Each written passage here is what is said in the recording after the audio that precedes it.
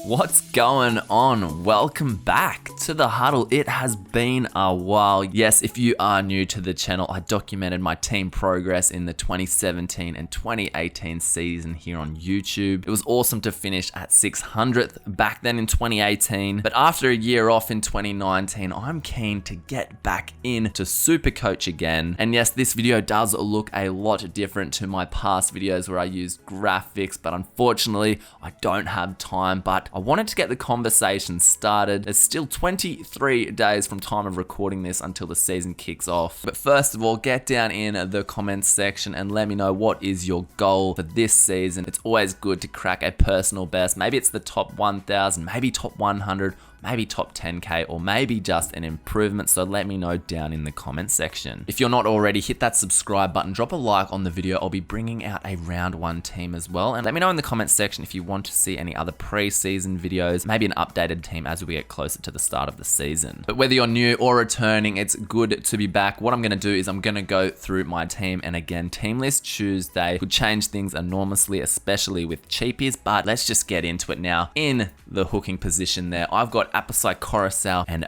Brayley. Now, I did have Cook in there for a while, but I've wanted to use that money elsewhere in the team, and Coruscant averaged 0.82 points per minute last season, and I'm hoping at Penrith that he'll play big minutes. 80 minutes would be ideal, because if he can punch out 0.82 points per minute over 80 minutes, that's around 65 points per game. But again, Team List Tuesday, if there's no obvious hooker on the bench, Coruscant could be a goer. Don't need to talk too much about Brayley, a cheapie who should make us money there starting for Sharks. Jumping into the front row, yes, not playing Supercoach last year, I did miss the emergence of Haas, and he seems to be a great captain choice there. $728,200, a lot of your budget, but I'm not super confident in any other front rowers at the moment. There's the likes of Tapau and Fafita, but Haas is so expensive. I'm looking to go with Knight there from the Rabbits next to him. Now, around 400k is a bit of mid-range danger price, and I don't love that price point, but Knight's PPM from last season was 1.14, and if he can lock down that lock position there at the Rabbits, he should be able to continue that PPM over 1. Now, last season, he only played 3 games above 50 minutes. In those 3 games, he scored 73, 62, and 64, so I'm hoping there that he'll see some decent minutes and make us some money. On the bench there, we've just got Udo and Rudo there, the Cows, hopefully make us some cash. But jumping now into the second row, the main 4, Tamalolo, an absolute beast as well. 7 out of his 18 games last season, he posted more than 90 points. He plays round 12 that first bye round. Now, if I need some cash elsewhere, if I decide to play the likes of Cook, I might downgrade him to the likes of Ryan Madison. And if Bateman looks fit as well, Bateman might come in for Tamalolo. Cam Murray there, Mr. Reliable. There's a bit of talk that he might play on the edge, and I'll be interested to see in the trial games where he does play and how that impacts his involvement. He's a workhorse though, but not being in the middle of the puck, I just want to see, will he make the same amount of tackles or will he have more attacking opportunities? David Fafita, a PPM close to 1 as well. At the back end of last season, he played 8 games in a row, which were all 80-minute games. In those 8 games, he averaged 77 points. But again, pretty keen to see where he lines up. If he does play big minutes again, he could definitely make some money. But if he does continue to play those big minutes, he could turn into a legit keeper. Still a bit iffy on Jai Arrow there, but he looked pretty lively, looked pretty fit at the 9s. Bit of an issue with Jai is that he is injury prone. He missed 7 games last season, but when he's on the park, he's pumping out 1.09 points per minute. And I'm just hoping he gets those minutes and maybe steps up leadership wise with the absence of Ryan James. Now, another risky pick coming up, a bit of a pod pick, is Luciano